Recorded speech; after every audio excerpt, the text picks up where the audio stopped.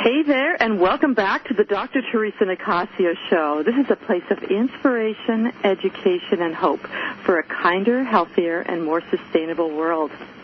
Here on this show, we join together in community, so welcome to the community. And we are here to lift each other up and to learn ways to care for ourselves, each other, and our planet.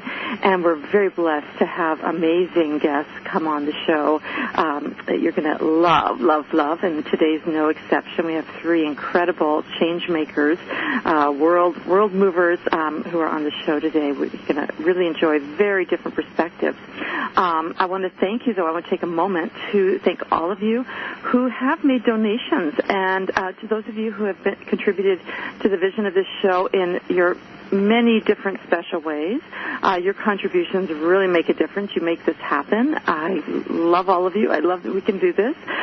Just go to the TheresaNicassio.com website if you'd like to join in this exciting effort, or if you're interested in advertising on or sponsoring the program or the network itself. In the spotlight today is bully awareness. So October was Bully Awareness Month. Next week is Bully Awareness Week. I think every day is Bully Awareness Day, or ought to be. And so this is a very big topic. It's becoming a bigger topic. But on today's show, it's going to be bully awareness with a twist. And I'm really hoping that I have a feeling it's going to ignite you and ignite the love in your heart, because again, we're coming at it from very different angles and with a different kind of twist as well. So as you'll soon discover, all three of today's guests are change makers, as I mentioned, in their own right, and they're moving mountains by mining the gems that really reside inside of our hearts, right, in those underground waters, the depths of our bowels. Where we have wells of compassion, we have empathy, and where the core of our human experience really is about connection and inclusivity. So we're going to be accessing that today. Anyway, so speaking though of the underground wells of compassion, before introducing the guests, I thought you might like to know a little bit. A lot of you asked me about the activities I'm doing, and I frequently am lax in letting you know. But there's a couple of really big ones coming up that I really want to let you know, because I do a lot of charity work. Anyway, so these two are philanthropic charities, and they both are happening here in North America, but also one of them abroad in Europe. But for everybody and anybody can contribute or be a part of in some way both of these efforts. So in just next week, a week from today, actually, if you're listening live or at the Encore show, Dan's Legacy is going to be having their 4th annual Chef's Charity Dinner at the Vancouver Club. Some of you may be familiar with the Chef's Charity or with Dan's Legacy. With the proceeds going to the counseling and life skills programming, which is what Dan's Legacy is about, for 15 to 25-year-olds who are young people who have mental health and addiction problems that have been caused by childhood trauma and abuse. And as most of you know, I do a lot of trauma work, or I have done for the past 30-plus years, and so this really touched a deep place. And as well as a lot of these children have special needs for a variety of reasons. Many have been in care, foster care, and these are all personal as well as professional interests of my own. Anyway, at this event, those of you who are familiar with Vancouver, and Fred Lee, he's going to be the MC again this year, and I'm really excited to be there. I've been invited to be one of the featured chefs who's going to be preparing a signature dish for the evening, and so there's going to be 4 of us there who have been chosen from the community. Anyway, this nonprofit was started, if you aren't familiar with it, my mouth is kind of moving away. I've got a dry mouth. I've got to drink a little more water this morning.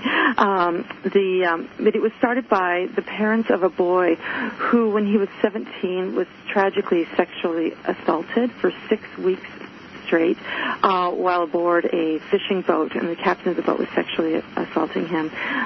He was working out for those 6 weeks, and then when he was 19, he died of a drug overdose, having not been able to cope with the trauma of what happened to him while he was on the boat. And so the parents wanted to create something that would be in memory of him, and he had wanted to be a chef, so having the chef's dinner was really apropos. Hold on a moment, have a swig. Anyway, for more information about Dan's legacy and to learn about ways you can contribute, it's a great initiative. Go to danslegacy.com. So it's D as in dog, A-N-S as in Sam, Legacy.com. And for those of you who like to travel with purpose, as some of you may remember Marco Aguiar on the show, you're going to want to know about Journeys with Heart. Journeys with Heart organizes celebrity host holidays helping BC charities.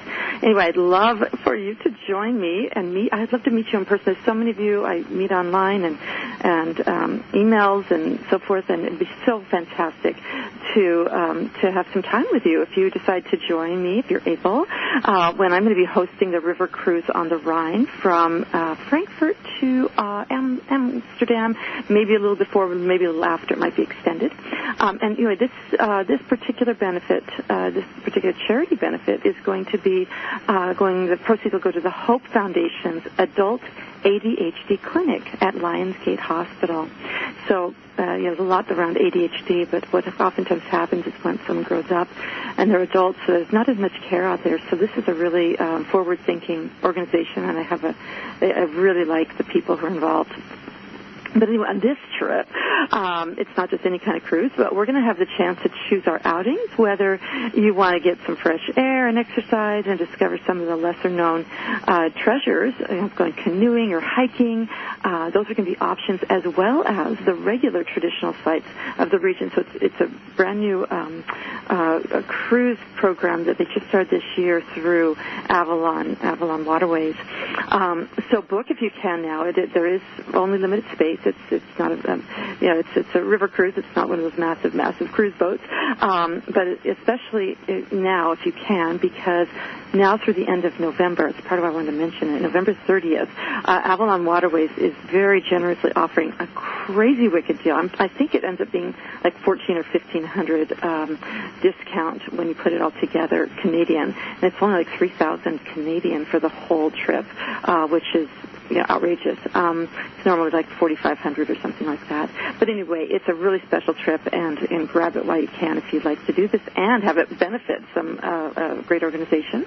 Anyway, so if you're interested, contact Jenny at 778-945-9007 or visit the JourneysWithHeart.com website, which is just that, JourneysWithHeart.com, JourneysWithHeart.com. You can get details there. And also, as some of you have asked me to do, I'm going to try to be better about posting information and links about both of these events, as well as some other things, on the TheresaNicassio.com website. And I'm going to be sending out information to those of you who have signed up for my newsletter. If you haven't yet signed up for my newsletter, do it at the TheresaNicassio.com website, or you can actually sign up on the YumFoodForLiving.com website as well. So enough of that, but it's really exciting stuff, and I get to do a lot of these great things, and so you can get in on it too if I share it with you. But now I'd like to shift gears a bit and let you know a little bit about our first guest, who actually Michelle Empson. You may remember Michelle. She was on the show before. She was the trans mompreneur. She shared her story. Amazing woman. But anyway, she introduced me. This is another person that Yvonne Heath, who you talked about Loving Your Life to Death on the show. She also said, you've got to also meet Bobbi. And so she introduced me to Bobbi. We had dinner together the first time we met. Just this past March, while we were in Toronto, when I was up there for the Mompreneur Awards, and the conference was there and so forth. So Bobbi Wright is a Canadian children's author and the owner of the Birdhouse Nature Store in Brighton, Ontario.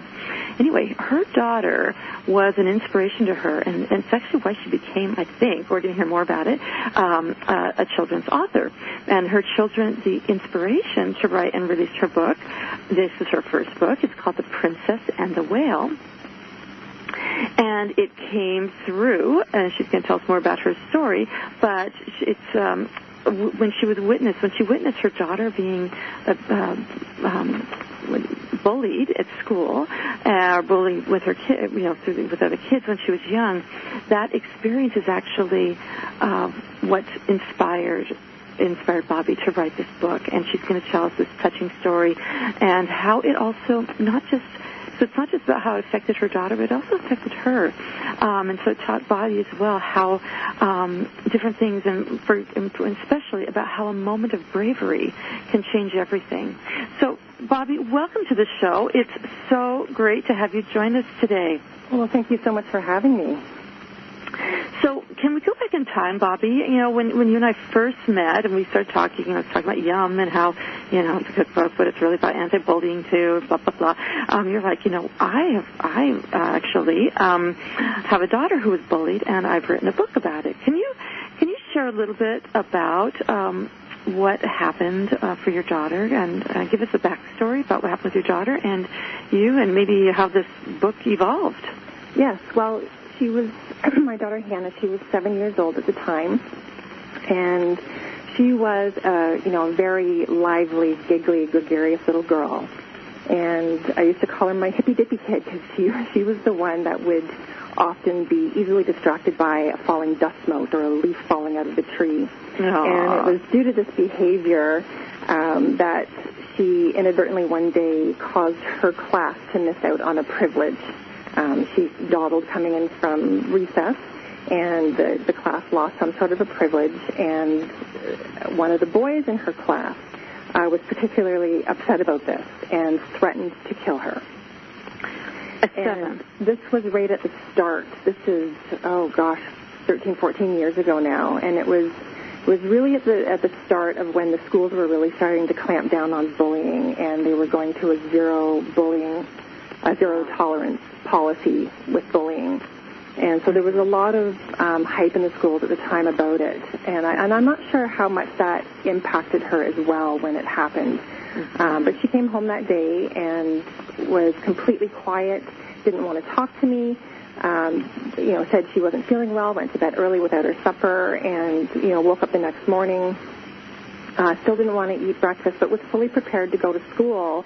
But she still wasn't talking. I could tell definitely that there was something wrong. And after, a bit of cajoling, I got the information out of her as to what had happened, and took her into the school, went with her, and we talked to the principal. And, the principal at the time was quite lovely about it, and actually had a police officer come and talk to both her and this boy who had threatened to kill her.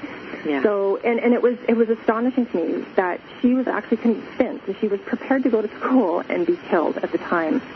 And I'm sorry, I didn't capture what you just said. She was basically prepared that morning to go to school and be killed.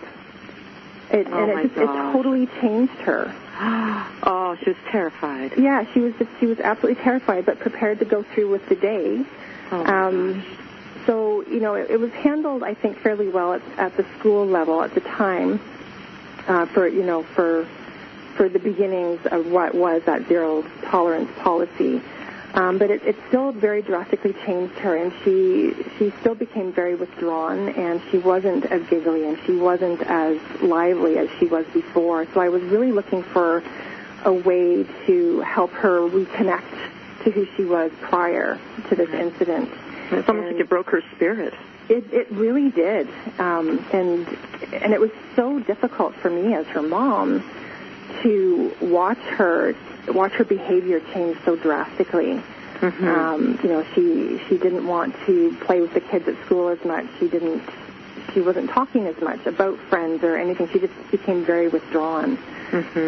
And, and I know as a mom, and for everything that I've gone through in my own life and everything that everybody goes through in their life, there's always these tough, hard moments that we need to get through. And so I really wanted to try and use the situation as a way to teach her, maybe a better way of moving forward through difficult situations.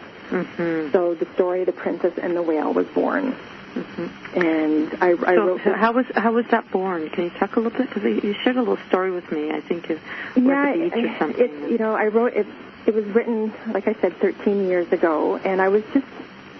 I wanted to teach her the lessons about how to deal with those hard moments, but I needed to do it in a way that wasn't me being a parent standing over her, telling her what to do. Right, in her face, you know. Do this, don't do that, feel this, don't feel that. Yeah, Mom, and they move on. Right. Even at age 7, they get that down pat pretty quickly, how to ignore Mom and move on.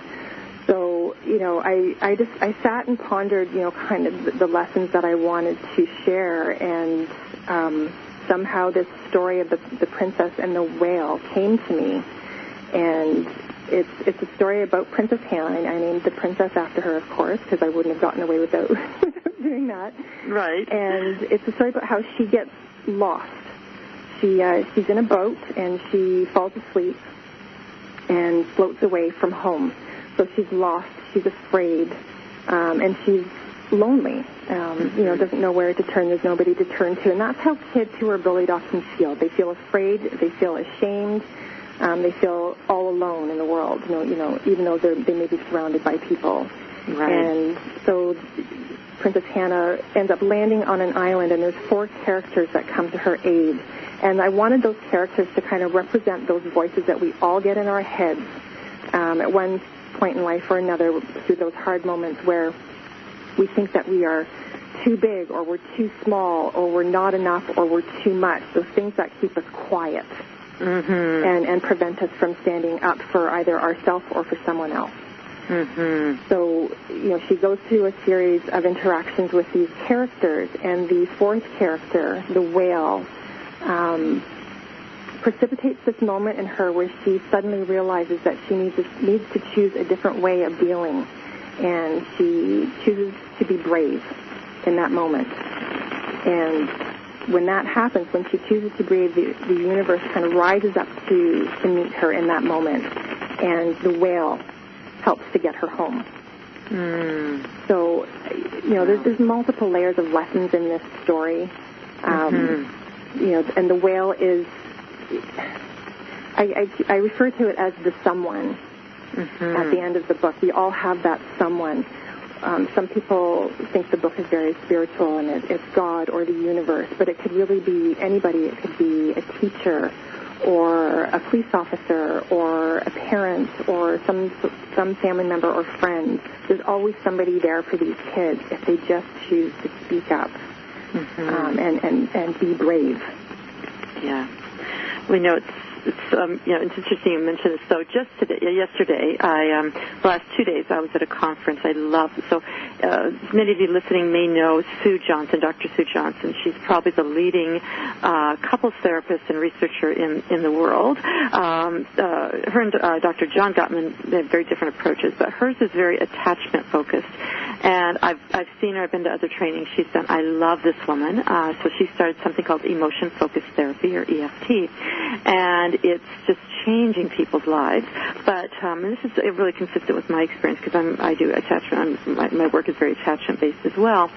And one of the most important things, probably the single most important thing we can do in life, is to have a someone, we were talking about. And the someone can be a person, as you're mentioning, or it can be, for some people, it can be nature, it can be the universe, it can be a sense of some higher power.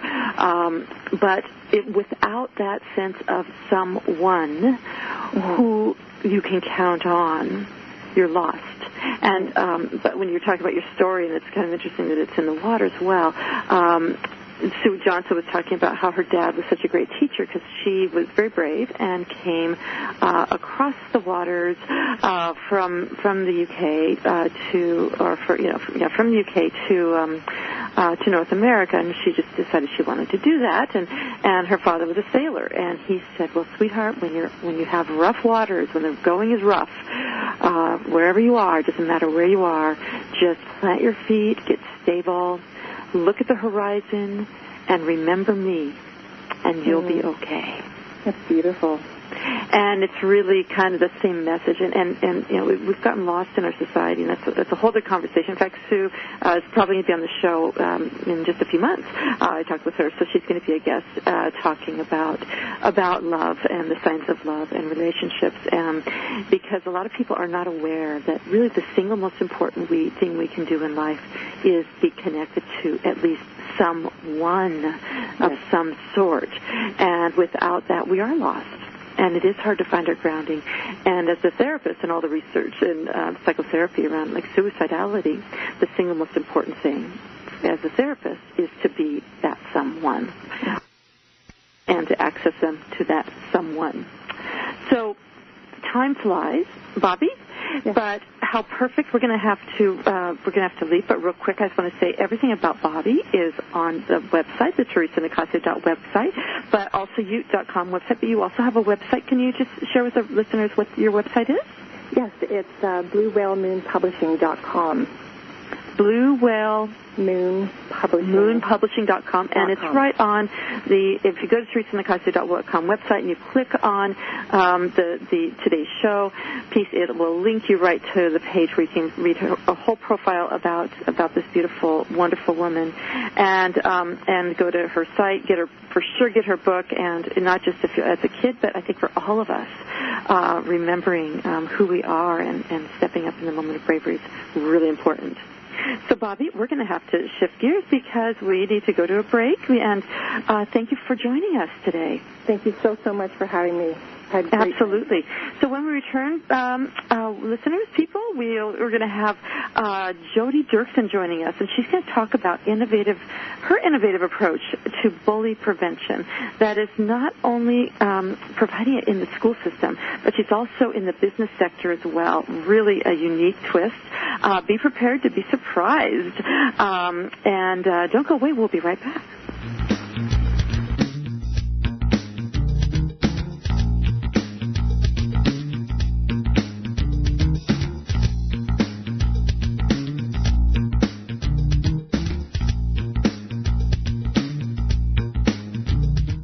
Being inspired by a speaker while learning everyday positive information that you can use to help your life is exactly what Dr. Theresa Nicassio does when she speaks in front of your group. From healthcare professionals to special needs parenting and everything in between, Dr. Theresa Nicassio can customize topics for your group on everything from health to psychology. To book Dr. Theresa Nicassio as a speaker for your group, visit yumfoodforliving.com or call 604-445-6463. That's 604-445-6463.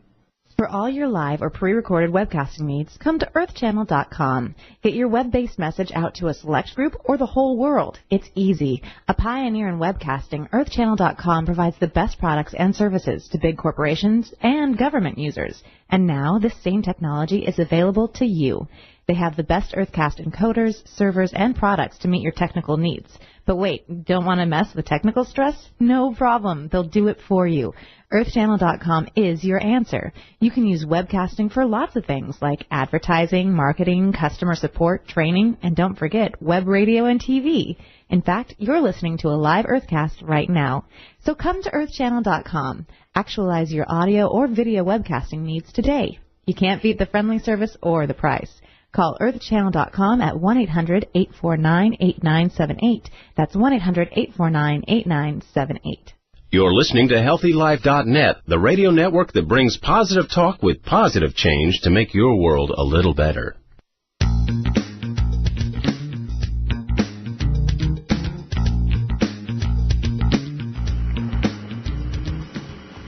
Welcome back to the Dr. Theresa Nicassio Show. For those of you who are just joining us, on today's show we're talking with bully awareness people, warriors, but we're talking about bully awareness with a bit of a twist, though. Our next guest, we just had Bobbi Wright, who's a children's author whose daughter had been bullied, and as a mom, she ended up being inspired to write a book, a children's book. But our next guest she's going to blow you away with her passion and her brilliant initiatives for social change and societal transformation through self-awareness and kindness. She's a founder of what she calls Imperative Education. Jodi Dirksen, she's a BC certified teacher, and she's a facilitator with over 15 years of professional experience in schools and businesses. She holds a Bachelor of Arts in Communication from McGill University and a Bachelor of Education in English and Drama.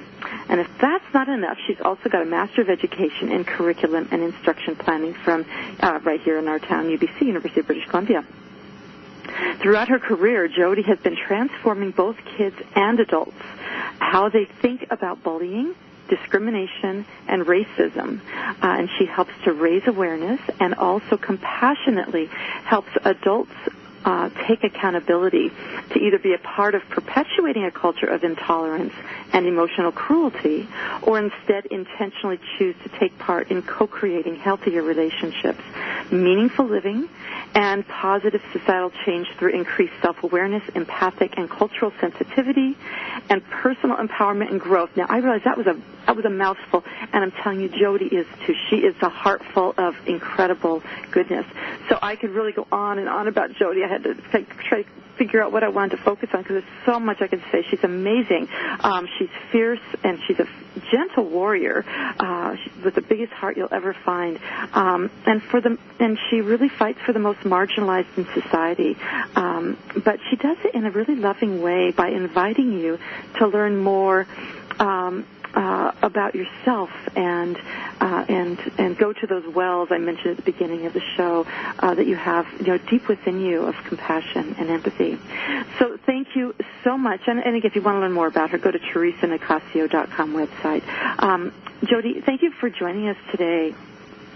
Thank you, Theresa, and what an introduction. I am blushing. No, there you go. Well, you know what? I could have gone on, and then you would have just been on the floor. But we'll just stop there, and get to the business here, because okay. All of you listening, I'm sure you can imagine what Jodi, especially once you get to know her more, just a little bit you've heard about her, what happened when she and I got on the phone the first time and met. Anyway, with all the great work she's doing, we could literally be here for days talking about her work, but obviously we don't have that much time. But in thinking about your interview today, Jodi, I was trying to think about the most important thing our listeners would want to hear about from you, and I was thinking that it was probably I'm hoping this is okay for you, this direction, but if you could talk a little bit about how you've come to understand bullying and the role that we adults play in unknowingly collude with the perpetuation of the normative behaviors of exclusion, judgment, cruelty, discrimination, homophobia, discrimination in all its forms, and how we have an opportunity as adults. As kids, it's harder. We need the guidance from adults, but how as adults we can also make the choice instead to consciously and intentionally be agents of positive societal change that models acceptance and inclusion and kindness and all the good stuff that we want, as well as celebrate and appreciate diversity and uniqueness in all its forms. So can you talk a little bit about your philosophy, your influences for your how you've come to this place of anti-bullying and your own personal story? Because I know you have a story about your own bullying behavior when as a young person. Yeah. So let's cover a few things. For one, I'm going to start from the present, which is what you were asking about the adults, and then go back to how I got started and just some of my influences. So sure. The thing is that I think that we are in a dangerous me-first society where it's all about really stepping on, and it's been like this, it's called capitalism, and we all want to make our money, and we all want to be safe, and we want to care for our family, our people. And so we tend to, if you look at TV shows, if you look at comedy, if you look at, obviously, politics and business, everyone seems to be stepping on everyone else to rise up and say, look, I'm just taking care of my own. Mm-hmm. That role modeling is divisive.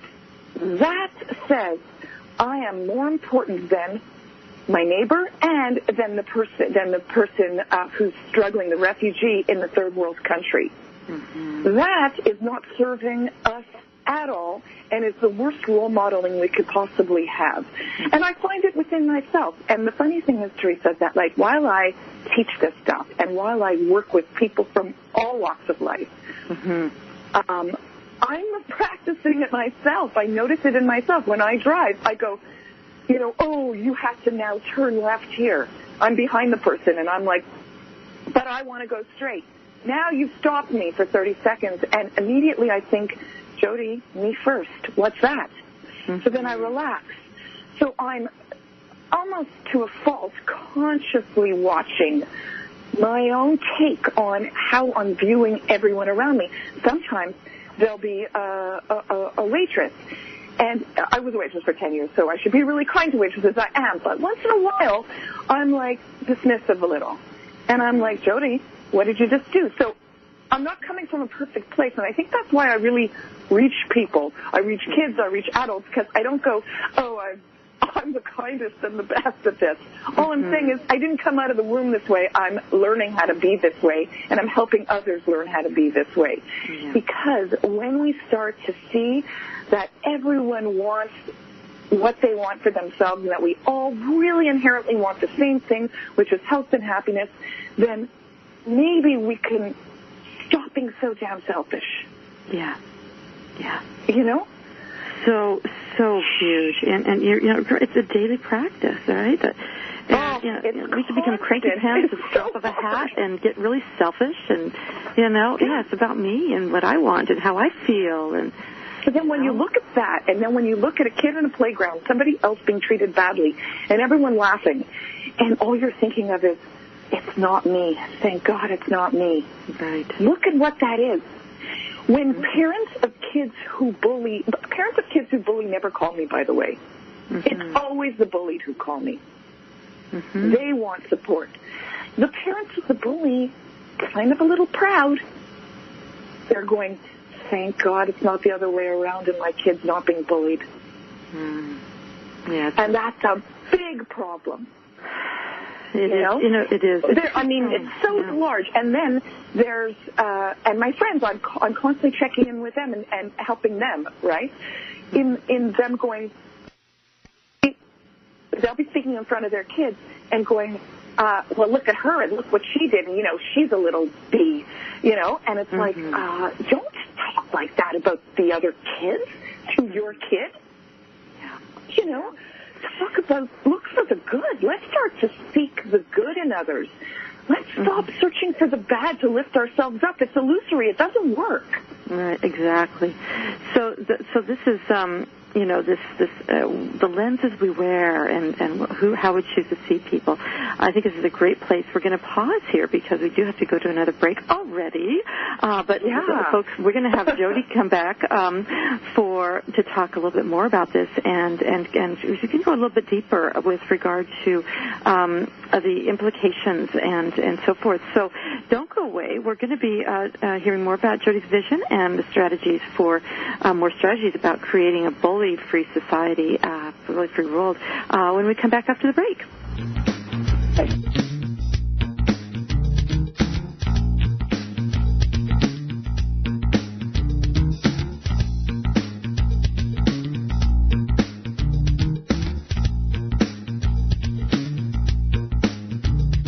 There's a book that makes it so easy to embrace a healthy, gluten-free lifestyle, even kids will like it. Filled with heartwarming stories, food as medicine health tips, easy allergy-free recipes, and creative culinary inventions, the award-winning book Yum by Dr. Theresa Nicassio is your source for all of this and more. So make gluten-free living easy, tasty, and fun. Get Yum, plant-based recipes for a gluten-free diet at Amazon.com. Or visit yumfoodforliving.com. That's yumfoodforliving.com.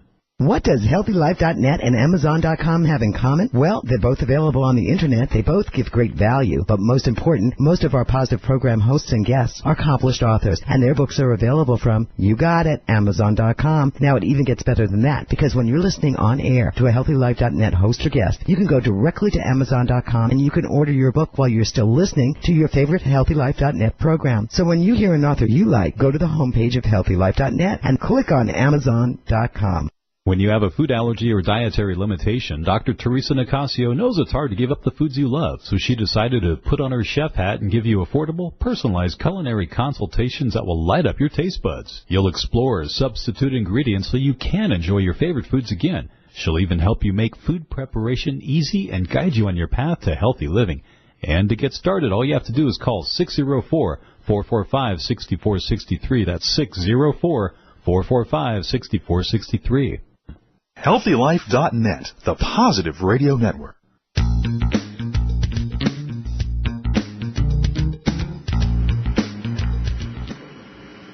Welcome back to the Dr. Theresa Nicassio Show. Today we're talking with three brilliant change makers who each have unique, compassionate approaches to reversing the current societal norm that permits the bullying epidemic that we're seeing today.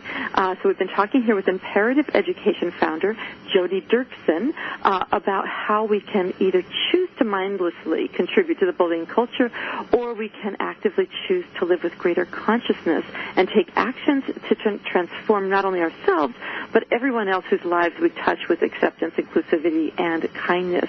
And Jodi, you do a gazillion things, but can you talk a little bit about what you do and how you do it, the mirroring process and that you have developed as part of your method? Sure. So I call it anti-bullying in action because I am a drama specialist. I did teach secondary school drama for 10 years. And I'll tell you about the process. Now, Paulo Freire, he's a Brazilian critical pedagogist, and he wrote Pedagogy of the Oppressed. And what he links is... All right, Jodi, you're breaking up. I can't hear you, so I'm not sure if the connection just went bad. Okay. Is this okay? Yeah, is this better? Now, but yeah, we couldn't hear the rest of that sentence. Oh, yeah. So he links identification of issues to positive action for change and development. So basically, we have to be able to see ourselves clearer. And then Augusto Boal, he wrote Theater of the Oppressed. And so it's interactive theater where you're really showing an audience, here's what we do in our community. So let's just say it's a school. So I'll get kids creating scenes that happen in the school hallway, that happen outside of the school, ways that they treat each other that happen online, and then they perform it in front of an audience in their class or even a bigger audience. I've done it for 350 kids at an all-boys school here. Wow. And then I have kids coming up and trying to solve, how would you diffuse this to protect the victim? Because adults are never around for these painful times. The kids are. So we have to armor the kids and empower the kids with ways that they know they would stop each other from continuing. Right. That's one way. That's when I'm sitting, it's really powerful. And when I sit with them, and when I worked with a class like I did a month ago, and what I do is I really try to just share my heart and say, when I was younger, I am funny. And I have a quick wit, and I'm loud, and I get people's attention. And I used to use it not for good. I used to use it to put people down because I saw an opportunity for a joke and to get a laugh. Mm-hmm. And that was fun. And it was fun for me. So I guess I was bullying. Mm-hmm. And at others' expense. Mm-hmm. Yeah, and then I realized at the end of the day, I'd look at myself in the mirror in my eyes, and I'd be like, I'm not so proud of you. Mm-hmm. My heart was hurting. Mm-hmm. My heart was hurting, remembering the look in the kid's eyes, the one kid that I was hurting. Mm-hmm. Everybody was laughing. I was feeling good about that. But that one kid walked away that day feeling sad because of me. Yeah. I can't take that. Yeah. I can't take it. And this is, you hear me and you hear the way I feel about this. This is how much I feel about this. I'm so emotional, but that's how I deliver it. So I deliver this to kids with my hand on my heart in front of them, and I go, wouldn't you rather fill someone's heart and lift them up and put them down? And I see the change in their eyes. I mean, when an adult really, really almost begs you to realize that the feeling of lifting people up is so much better for you than putting them down. Mm-hmm. Then change happens, and I've had whole communities, groups where they were really bullying each other in a Catholic school I went to, and I went back to them after a week. I said, how are we doing? And they said they felt like a weight had been lifted off the playground. Wow. And that was like, I cried then too. Listen, I'm a crier. It's the way it is. Well, there's a piece here that I think is really important, Jodi, that you're touching upon, and because when we think about bullying and bullying awareness, a lot of times it becomes a us, them, or me, them, or us, we, or we, whatever. We polarize, but we are the bullies. We are the bullied. We are the perpetrators. So the more we can move away from the name calling, but to realize there's a reason for everything. Because what happened, like when you would come home and you looked in the mirror, and then you moved to that place of shame. Shame actually, unfortunately, can actually perpetuate the negative activities because the worse we feel about ourselves, then the more we oftentimes will have an effort to want to kind of be the center of attention or do something that we think will lift us up, but actually doesn't. Right. And so it's with this compassion approach we're talking today, this is really about embracing ourselves, embracing everyone, even when we do things that we're not proud of. But it's about taking another breath and doing things differently, making a choice to be kind. And also, you don't have to be best friends with everyone. You don't have to, but you have to figure out communications. My first degree is in communications. I'm pretty great at figuring out how to say something to someone now in a way that's honest but doesn't hurt them. For example, kids will say, but what about the kid who comes up to us when we're in the middle of a conversation and tries to play with us, and we're supposed to be inclusive, we're told to be inclusive, but in that moment we're having a private moment, and then if we don't include her, we're bullying her because we're excluding. And I go, okay, well, when that person, first of all, I like to teach kids body language, that when you go up to people and they start backing up, don't move forward. They might not, it's not you, it's okay. They're just not ready for you in that moment. It's okay. Back up. So I teach the kids who are a little too pushy, because they tend to be the ones bullied, to just learn and read body language better. And then I teach the ones who are standing there and, they're the in group and they're talking. I say, okay, well, you could look at the person instead of batting your eyes and being all mean. We're going to get away, or, you could just say, hey, sorry, we're just in the middle of just a little private conversation, but we'll hang out with you later. Right. Well, and you don't have to be best friends, but you have to figure out how to communicate a little more effectively, and that goes for adults too. Think about the adults. Yeah, and I think this is and at the beginning I was talking about the ADHD clinic that supporting that charity. I'm thinking about the kids with Dan's legacy, because I think the second part of what you said was really important, is that to follow through with being inclusive, maybe not in that moment but the next moment, because there are some kids who maybe don't have the social skills or maybe don't have the cognitive capacity to be as socially adept. And some can learn from you, but some other kids, maybe kids with FAS, FASD, or on the spectrum, some of those nonverbals are harder for them. So to bring more compassion and tolerance in that picture. So that balance, I think, is really important. And if you can believe it, Jodi, we have to finish today's interview. But thank you so much for coming today. Thank you so much, Theresa, for having me. What a great conversation, and let's keep it going. And people could reach me, and I'm available for workshops and presentations to both youth and adults. Yes, and she's even put her phone number and email right on the profile page on the TheresaNicassio.com page. So look her up and click on it. You're going to love this woman, and you're probably going to want to hire her to come to your groups and schools to talk, and businesses, even, because she does work with adults as well. But we do have to take a break. And so stick around, guys, because when we come back, you're in for another special treat when a child anti-bullying advocate, Dr. Jennifer Fraser, is going to be inviting you into the world of neuroplasticity and greater self-compassion. So stick around. We'll be right back.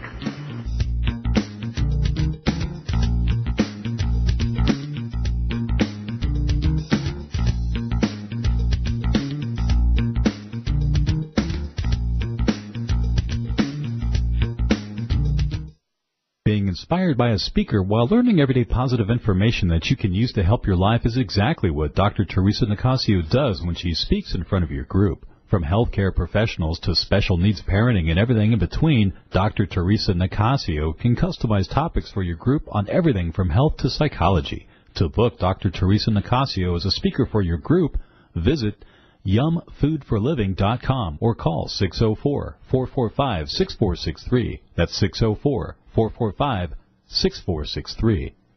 If you're like the 8 out of 10 women that say finding jeans that fit is a problem, well, your problem is solved. Lee Jeans has done extensive research, and they have jeans that fit. There's even an online Lee Fit Finder so you can find the right fit for you. Imagine jeans that instantly slim you with a custom fit and no gap waistband. And guys, kids, Lee has jeans for you too. Click through to Lee's Jeans on the HealthyLife.net advertiser page and get what fits. When you have a food allergy or dietary limitation, Dr. Theresa Nicassio knows it's hard to give up the foods you love, so she decided to put on her chef hat and give you affordable, personalized culinary consultations that will light up your taste buds. You'll explore substitute ingredients so you can enjoy your favorite foods again. She'll even help you make food preparation easy and guide you on your path to healthy living. And to get started, all you have to do is call 604-445-6463. That's 604-445-6463. There's a book that makes it so easy to embrace a healthy, gluten-free lifestyle, even kids will like it. Filled with heartwarming stories, food as medicine health tips, easy allergy-free recipes, and creative culinary inventions, the award-winning book Yum by Dr. Theresa Nicassio is your source for all of this and more. So make gluten-free living easy, tasty, and fun. Get Yum, plant-based recipes for a gluten-free diet at Amazon.com or visit yumfoodforliving.com. That's yumfoodforliving.com. Radio your way. HealthyLife.net.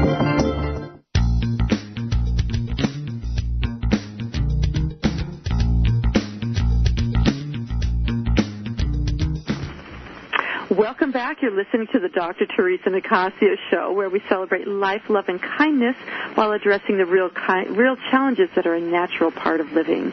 If you're just tuning in, we're here today talking with 3 brilliant change makers who are contributing new ideas to help solve the social epidemic of bullying. With a PhD in comparative literature, our final guest today, child rights advocate Jennifer Fraser, is best known for her controversial book, Teaching Bullies. It's an expose of the real impact of teachers and coaches bullying their students, and it's amazing. She's doing amazing work. Revolutionizing education using brain science, mindfulness, and empathy. Jennifer's intellectual and conceptual work as a teacher, a consultant, researcher, and speaker extend much further and deeper than even that paradigm-shifting piece with regard to her book, Teaching Bullies, that it's touching upon. And her work is shaking educational systems from their complacency, if you will, and they're shaking really from their leaves down to their deepest roots. Like Jodi, who we just were talking with and before the break, Jennifer is not just interested in chasing the tail of the problem, but is wanting to focus instead on the underlying political and social, as well as the emotional and neurological underpinnings and impacts they create. So even further, her insightful questions and analyses are illuminating the dire necessity that there be tangible accountability from the top down, while in her work, Jennifer is simultaneously empowering the most vulnerable kids from the bottom up. So as with all the guests of the show, you can learn more about Jennifer on her profile on the TheresaNicassio.com website. That's TheresaNicassio. We are going to just be scratching the surface here, guys. We're going to hit some great things, but there's so much more to Jennifer and all the other guests. So just be sure to check out the profile page. So Jennifer, thank you so much for all of the amazing work you've been doing that we could spend days talking about. But for today, can we start by you sharing with our listeners how your approach to bullying differs from that of others? Yeah, for sure. I guess I approach it from the point of view of being a teacher myself and also being a parent. And wearing those 2 different hats and having a crisis happen in my own life with my own child led me into recognizing how little I knew. And so, I taught at all levels for 20 years, And I realized when I entered into this crisis at a private school in Canada that I was really uneducated on what bullying does to brains, on what happens when teachers or coaches default and behave in emotionally abusive ways. They usually don't know they're even doing it. And that awakening moment for me really ushered in a lot of time dedicated to researching, which made me want to share what I discovered with all other educators, coaches, parents, and especially kids, because we do need to change our system.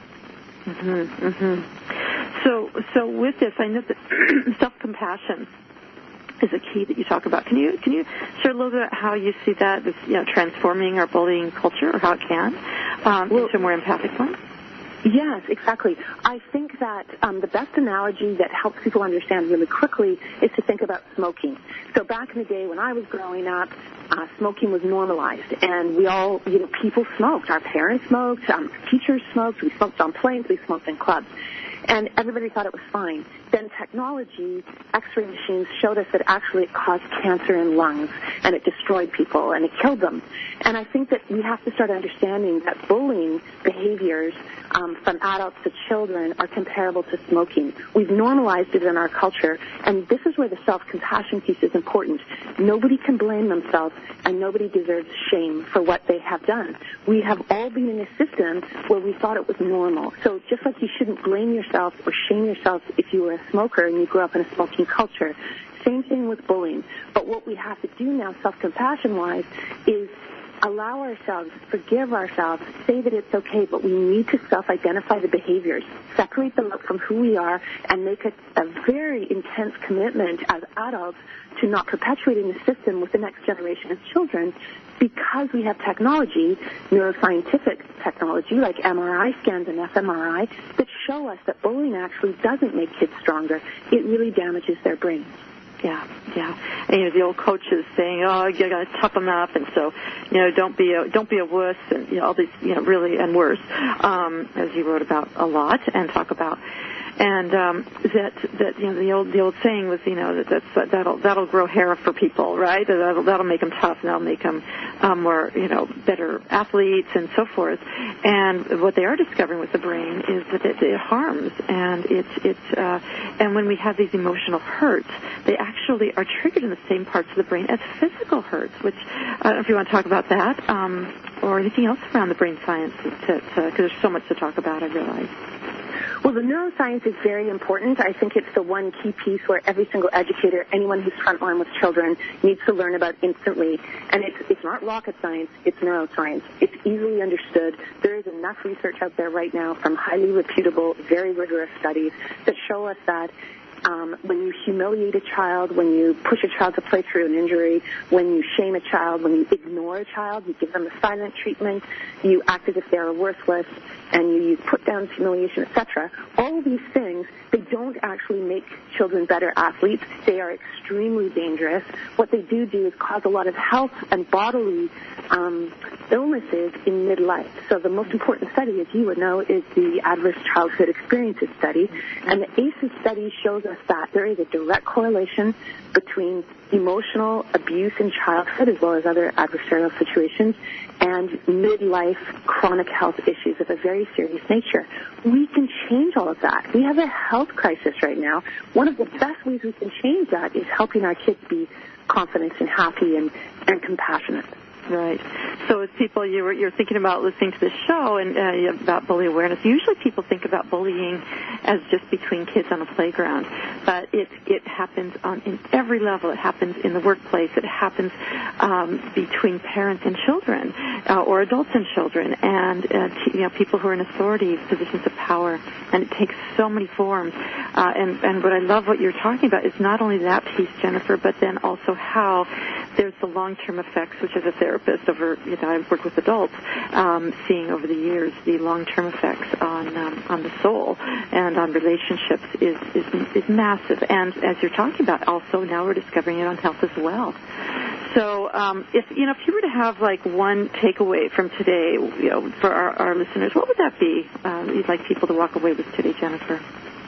I think it's really important for adults to first of all, get educated. I think we need to educate our children far better. We need to stop telling them that bullying is a childhood problem, because it's not. It's an adult problem, just like racism, sexism, anti-Semitism. These things were taught to children. Bullying behavior is taught to children by adults. So we are never going to fix it by trying to help kids fix the problem. They can't. It's an adult problem. So that would be that's an extremely important one. How do we level the playing field between the greatest power imbalance that we have, which is between child and adult, is a reporting system. I really passionately believe that the way we're going to change things is to bring in a state-of-the-art, trusted reporting system that will allow kids to download. We've got the technology. They can download onto their phones, and they can just simply, safely, anonymously say, this has happened, and I think it hurt me. And it goes into, school administrators and sport administrators, and they hold each other accountable. And they find out the coach or the teacher that they love actually is harming kids, probably without knowing it. And then they can intervene. It's an early warning system that can save the coach and teacher, that can save the kids. I really think that's the key. That sounds fantastic, and it's a great accountability system. Jennifer, thank you so much for joining us today. I know we need to be finishing up, but thank you for coming. I'm so thankful to have been able to speak with you and your audience. I know the work you're doing is so important, and the other speakers on were so interesting, and their messages are key. We can all work so much better together to help kids. Absolutely. Let's have a beautiful circle coming together. So thank you to you. Thank you to all of the guests that came today. And thanks to all of you who are listening, because we are all we can be part of the problem, but instead we can also decide that we're going to be part of the solution, forgive ourselves, accept where we've been, and then make a new slate about how we're going to move forward and be accountable for our actions. Be sure to join us next time when 7 Acts of Courage author Dusty and Christine Staub are going to be with us talking about courage, community, and love. So it's a perfect follow-up to today's show. If you want to contact me, learn about and hear past guest shows, all of my shows are still available online when you go to the TheresaNicassio.com website. And also at that site, some of you may have discovered about the free wellness resources, tons of them. I've got available on at Theresa's Wellness Hub, which is available at TheresaNicassio.com. And so I just want to let you know that I'm Theresa, and I've loved having this time with you today. Look forward to next time. And this has been the Dr. Theresa Nicassio Show. Until next time, have a fantastic week.